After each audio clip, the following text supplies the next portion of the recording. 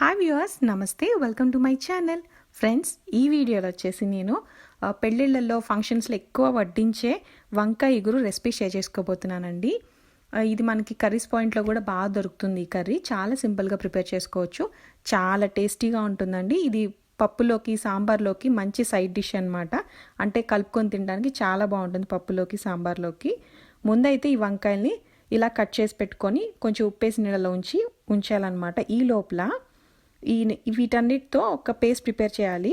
దానికోసం అల్లం, కొంచెం వెల్లుల్లి, జీలకర్ర, పచ్చి కొబ్బరి, పచ్చిమిర్చి వీటిని కలిపేసి మనం మిక్సీ జార్లో బరగ్గా పట్టుకోవాలండి. పేస్ట్ స్మూత్గా ఉండకూడదు. సో ఈ విధంగా పచ్చి కొబ్బరి ఇవన్నీ వేసాం కదా, మంటకు తగినన్ని పచ్చిమిర్చి వేసేసుకొని ఈ విధంగా బరగ్గా పట్టుకోవాలన్నమాట.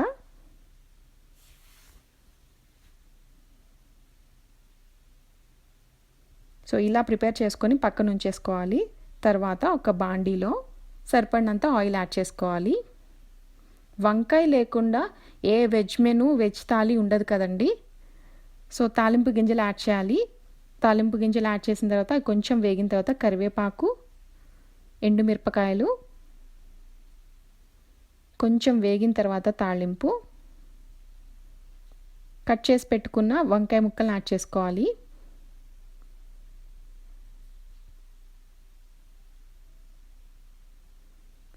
కొంచెం పసుపు యాడ్ చేసేసుకొని ఒక్కసారి కలిపేసుకోవాలన్నమాట.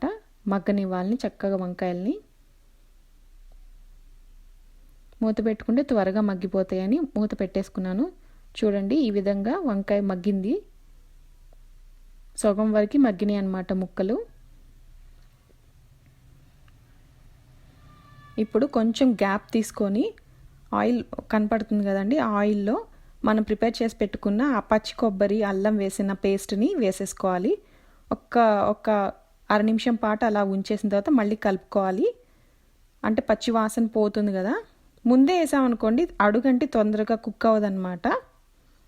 సో ఈ విధంగా వంకాయలు కుక్ అయిన తర్వాత యాడ్ చేసుకోవాలి. సరిపడినంత సాల్ట్ యాడ్ చేసుకోవాలి.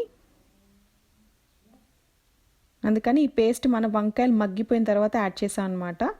ముందు యాడ్ చేస్తే తొందరగా అడుగంటుతూ ఉంటుంది కొబ్బరి ఉండడం వల్ల. సో ఒక్కసారి మళ్ళీ మూత పెట్టేసుకొని కుక్ చేసుకున్నాను. ఇప్పుడు చూపిస్తాను. ఇప్పుడు కొంచెం గరం మసాలా పౌడర్ యాడ్ చేసుకోవాలి. ఆల్రెడీ కారం యాడ్ చేసేసాము. దానికోసం నేను కొంచెం గరం మసాలా పౌడరు, కొంచెం ధనియాల పొడి రెండు యాడ్ చేశాను అనమాట. కొంచెం యాడ్ చేస్తే సరిపోతుంది. సో ఈ విధంగా వేసేసిన తర్వాత కొంచెంసేపు మగ్గనిచ్చిన తర్వాత మనకి వంకాయ పచ్చికారం రెడీ అవుతుందండి. ఇది కొబ్బరి, అల్లం, పచ్చిమిరపకాయలు వేసి చేస్తాం కాబట్టి చాలా టేస్టీగా ఉంటుంది. ఫైనల్గా చాప్ చేసి పెట్టుకున్న కొత్తిమీర కూడా యాడ్ చేసుకోవాలి. ఈ విధంగా ఒకసారి ట్రై చేసి చూడండి. పప్పులోకి సాంబార్లోకి చాలా బాగుంటుంది. ఎవరైనా వెజ్ తినే గెస్ట్ వచ్చినప్పుడు వాళ్ళ వెజ్ మెనూలో ఇది కూడా మనం ఇంక్లూడ్ చేస్తే చాలా బాగుంటుంది. So thanks for watching my video. If you like our videos, please subscribe to my channel for more videos. Please like, share, comment our videos.